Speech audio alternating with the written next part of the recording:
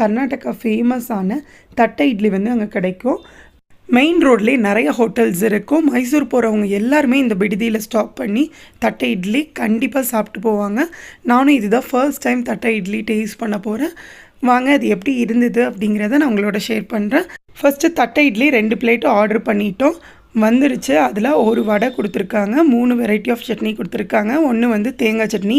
டேஸ்ட்டே வந்து யூஸ்வலாக சாப்பிட்ற தேங்காய் சட்னி மாதிரி இல்லை, கொஞ்சம் டிஃப்ரெண்ட்டாக இருந்தது. தட்டை இட்லியோட பெஸ்ட் சைட் டிஷ் இந்த தேங்காய் சட்னி தான் சொல்கிறாங்க. அது கூட உருளைக்கிழங்கு மசாலாவும் கொஞ்சம் தக்காளி சட்னி மாதிரி ஒன்று கொடுத்துருக்குறாங்க.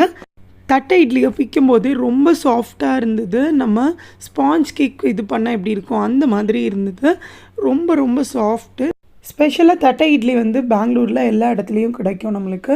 ஆனால் இங்கே விடுதியில் சாப்பிட்றது தான் ரொம்ப நல்லாயிருக்கும் அப்படின்னு சொல்லியிருந்தாங்க. ஃபர்ஸ்ட்டு சாப்பிட்டாச்சு தட்டை இட்லியை. அடுத்தது ஃபேமஸான